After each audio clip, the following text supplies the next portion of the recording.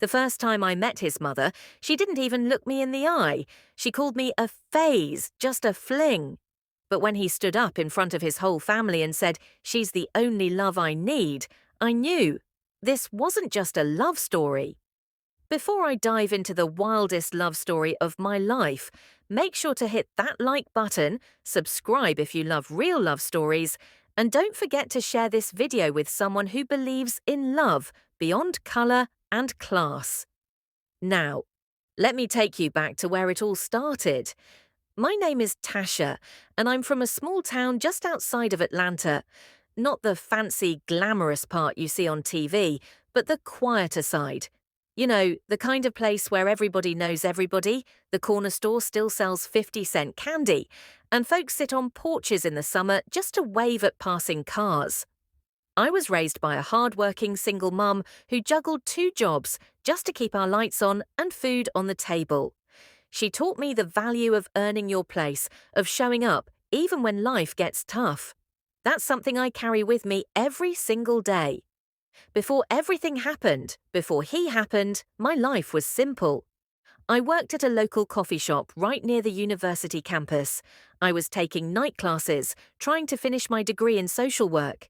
It wasn't easy, but I had goals. I wasn't dreaming of fame or fortune. I just wanted a steady life, maybe one day have a little house, maybe a dog. Love? Yeah, I believed in it. But I thought it would come quietly, with someone like me, someone who understood the struggle. What I never expected was to fall for someone who lived in an entirely different world. I mean, I had no idea what was coming. I wasn't looking for a fairy tale, and I definitely wasn't chasing after money. But sometimes life surprises you when you least expect it. And that's exactly what happened. One moment I was handing out lattes and wiping down counters, and the next, well, let's just say my entire world shifted. I had no clue that love would find me in the most unexpected way, wrapped in a life I never thought I'd be part of. And it all started on an ordinary Tuesday. It was a regular Tuesday afternoon. I was behind the counter at the coffee shop, like always, hair tied back, apron on, dealing with the lunch rush. Nothing glamorous. My feet hurt, I had 2 assignments due that night, and I was running purely on caffeine and hustle. That's when he walked in. I remember thinking he looked a little out of place. Not in a flashy way. He wasn't wearing anything designer or loud. Actually, he was dressed pretty simple, but there was something about him. The way he carried himself, calm, confident, like he knew exactly who he was and didn't need to prove it. He came up to the counter and smiled, not one of those fake, polite ones. A real smile. He asked for a cappuccino, and I remember joking, "Extra foam or just a little love?" I didn't even mean to flirt, it just slipped out. He laughed and said, "Surprise me." That was it. Just a few words. But something clicked. He sat at the corner table by the window and stayed for almost an hour, sipping his coffee and typing on his laptop. But he kept looking up at me, and I kept pretending not to notice.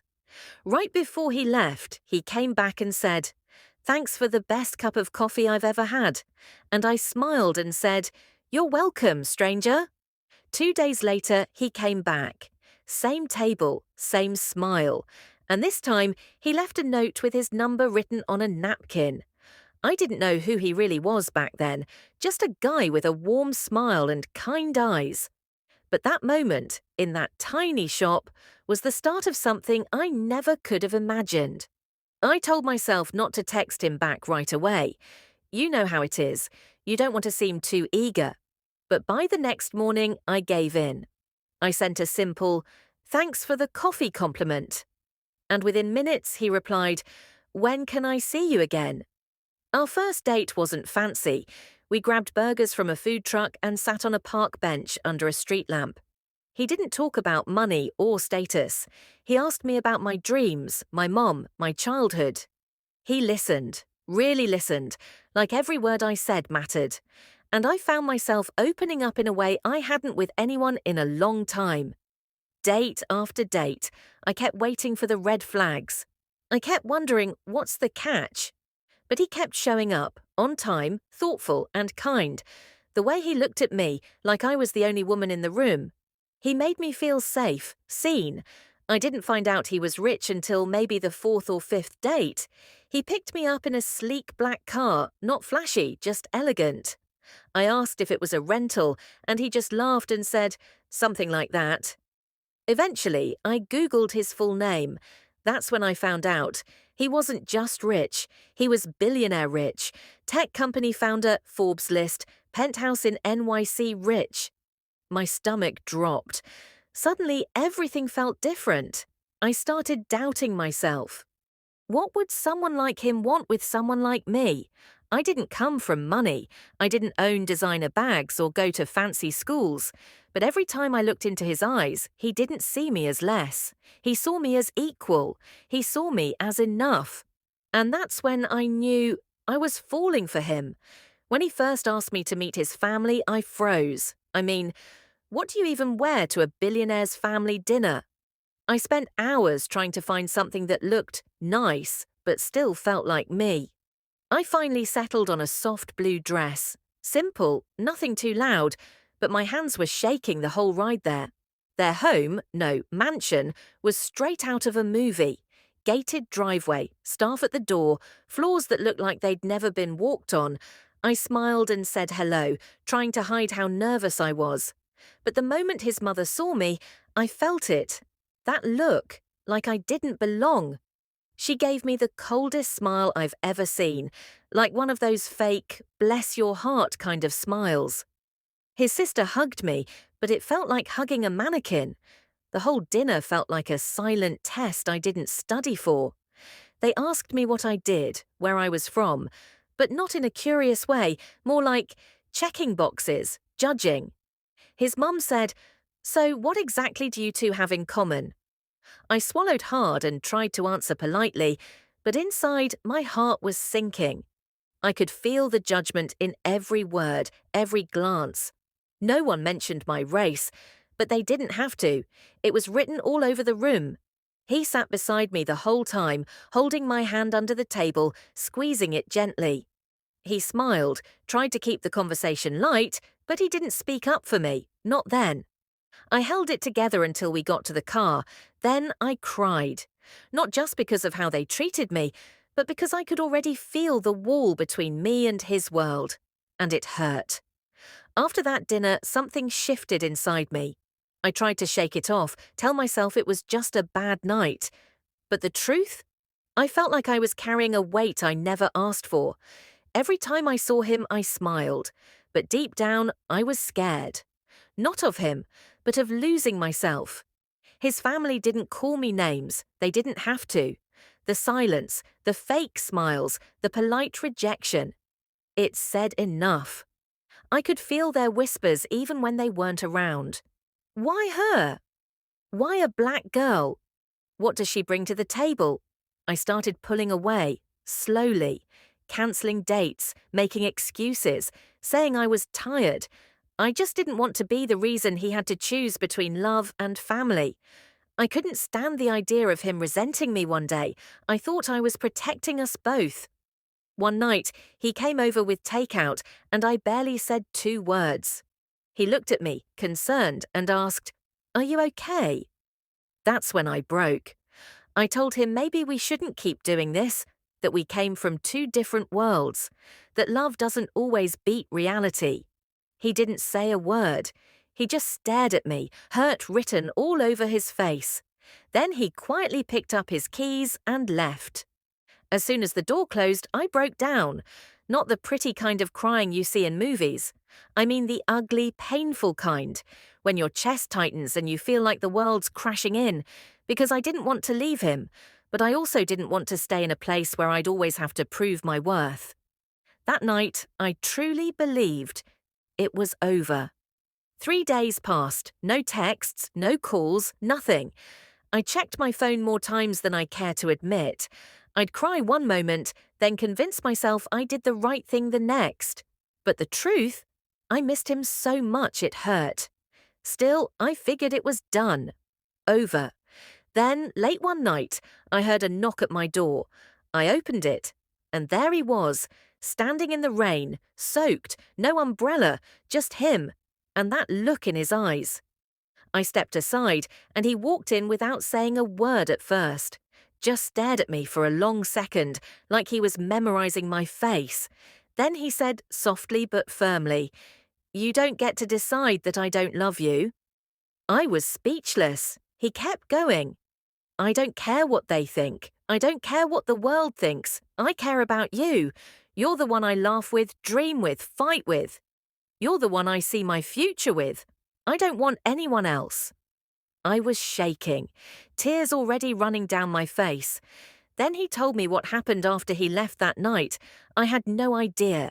He had gone straight to his family, told them they could keep their opinions, their silence, their judgment. But if they couldn't respect the woman he loved, then they didn't need to be part of his life.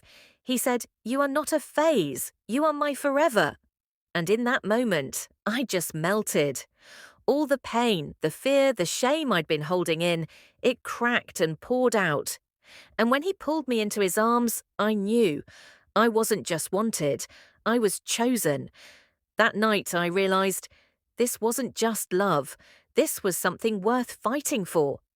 After that night, something changed in both of us, not just in our relationship, but in me. I had spent so long shrinking myself to fit into places I was never meant to fit. But his love, it made me stand taller, not because he saved me, but because he saw me. We started setting boundaries together. He stopped bringing me around the family members who couldn't treat me with basic respect. At first, I worried it would pull him away from them. But you know what? He said something I'll never forget. Family doesn't just share your name, they share your heart. Some of his relatives slowly came around, his cousin, even his younger brother. They started seeing me for who I was, not just what I looked like, but others. They stayed distant, and we learned to live with that. We traveled together, built routines, laughed more, loved harder. I went back to school full-time. He supported me, not with money, but with belief. He'd make dinner while I studied, leave notes in my books that said things like, "You've got this, future world changer." I stopped doubting myself. I stopped seeing my skin, my background, my past as something to hide. It was all part of me. And he never asked me to change, not once. He didn't try to fix me. He just chose me.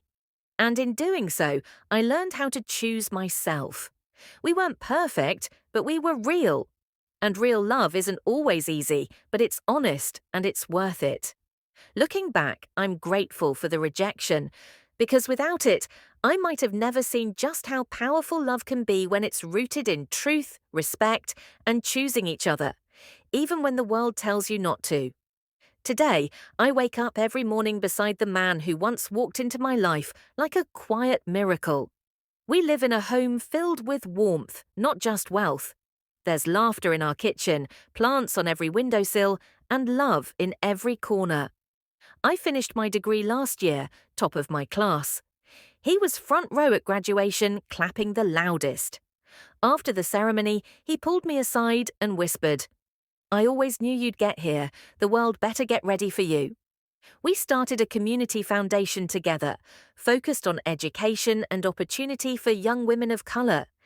Giving back isn't just something we do, it's part of our love story now, because we know what it means to fight for a seat at the table. And now we build longer tables for others. His family, some have come around, some still haven't. And that's okay.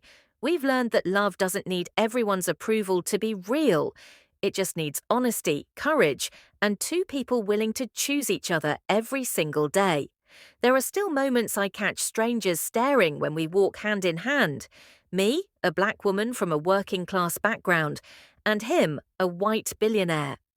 But you know what? Let them stare. Because behind those stares is a story they don't know, a story about rejection, resilience, and real love. He still tells me, "You're the only love I need." And every time he says it, I believe it even more. So if you're out there, wondering if you're enough, wondering if love can survive when the world stands in the way, I want you to hear this. You are enough. And the right love, the kind that's honest and deep and real, it will choose you every time. If you believe love should never be limited by race, money, or background, share this story. Let someone out there know they are worthy of love just as they are. Don't forget to like, subscribe, and tell me in the comments, what would you do if love came knocking from a whole other world?